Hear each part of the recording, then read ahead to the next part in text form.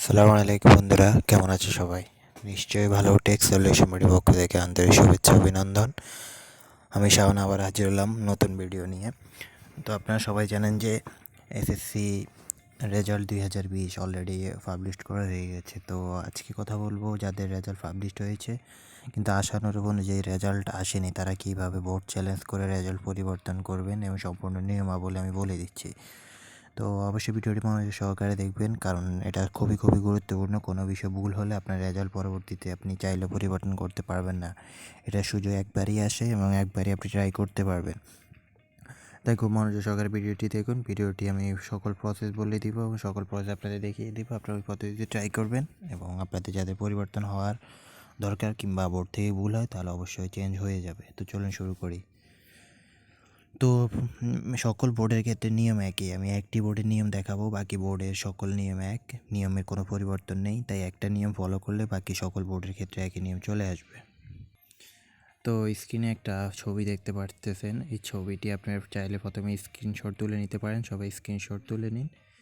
Screenshot তুলে নিলে আপনার পরবর্তী দেখেও কাজ করতে পারবেন। তো এখানে আমি সম্পূর্ণ প্রসেস দেখাচ্ছি। ঢাকা বোর্ডের ক্ষেত্রে দেখাচ্ছি। ঢাকা বোর্ডের ওয়েবসাইট থেকে এটা পাবলিশ করা হয়েছে। এখন এটা একই পদ্ধতি, আপনি সকল বোর্ডের ক্ষেত্রে একই রকম, কোনো সিস্টেম পরিবর্তন নেই। জাস্ট কিছু কথা সেগুলো আমি বলে দিব। তো বোর্ড চ্যালেঞ্জ কারা করতে পারবেন? বোর্ড চ্যালেঞ্জ আপনার যে কোনো বিষয়ের জন্যই করতে পারবে। যদি আপনি মনে করেন যে আপনার রেজাল্টই খারাপ হয়েছে কিংবা আপনি আশানুরূপ রেজাল্ট পাননি, তাহলে আপনি বোর্ড চ্যালেঞ্জ করতে পারবেন ওই বিষয়ের জন্য। তো বোর্ড চ্যালেঞ্জের সময়সীমা আগে বলি। বোর্ড চ্যালেঞ্জের সময়সীমা 1 তারিখ থেকে 7 তারিখ পর্যন্ত, মানে 1 জুন থেকে 7 জুন পর্যন্ত আপনি বোর্ড চ্যালেঞ্জ করতে পারবেন এবং বোর্ড চ্যালেঞ্জের এই সময়টার ভিতরে বোর্ড চ্যালেঞ্জ করতে পারেন। তো বোর্ড চ্যালেঞ্জ করার জন্য আপনাকে কী করতে হবে? আপনার জন্য একটি টেলিটক সিম লাগবে। সর্বপ্রথম টেলিটক সিম লাগবে এবং টেলিটক সিম থেকে আবার মেসেজ অপশনে গিয়ে লিখতে হবে RSC। আমি আবার বলছি, মেসেজ অপশনে গিয়ে লিখতে হবে RSC স্পেস বোর্ডের প্রথম 3 অক্ষর। আপনি ঢাকা বোর্ড হলে ঢাকা বোর্ডের প্রথম 3 অক্ষর, কুমিল্লা বোর্ড হলে কুমিল্লা বোর্ডের প্রথম 3 অক্ষর, রাজশাহী বোর্ড হলে রাজশাহী বোর্ডের প্রথম 3 অক্ষর। এরপর স্পেস দিবেন। স্পেস দিয়ে আপনার রোল নম্বর লিখবেন।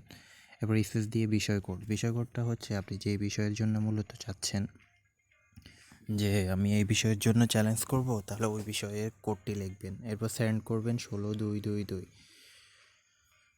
তো এরপর আপনাকে একটি রেজাল্টের মাধ্যমে আপনাকে একটা ফিরতি একটা মেসেজ দিবে, ওখানে একটা ফিন লেখা থাকবে। তো ফিনটি আসার পর আপনি আবার অ্যাগেন লিখবেন RSC স্পেস ইএস লিখে স্পেস ওই ফিন যেটা দিবেন ওই ফিনটা ওই মেসেজে আসবে, ওখান থেকে ওই ফিনটা লিখবেন। এরপর স্পেস দিয়ে কন্ট্যাক্ট নাম্বার মূলত হচ্ছে আপনার যে নাম্বারে পরবর্তী রেজাল্ট পাবলিশ হলো ওই নাম্বার মেসেজ আসবে, মানে আপনার রেজাল্ট পরিবর্তন হয়েছে কি না বা কোনো কিছু, জাস্ট ওই নাম্বার মেসেজ চলে আসবে। তো ওই নাম্বারটা অবশ্যই চালু একটি নাম্বার দিবেন যাতে রেজাল্ট পাবলিশ হলে আপনার মেসেজ যায়।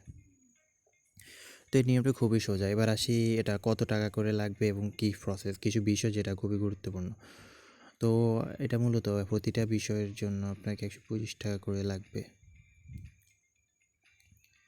তো আপনি চাইলে একসাথেও অনেকগুলা বিষয় কোডের, মানে অনেকগুলা বোর্ড চ্যালেঞ্জ একসাথে করতে পারবেন অনেকগুলা বিষয়ের জন্য। জাস্ট আপনি ওই যে বিষয় কোডের জায়গায়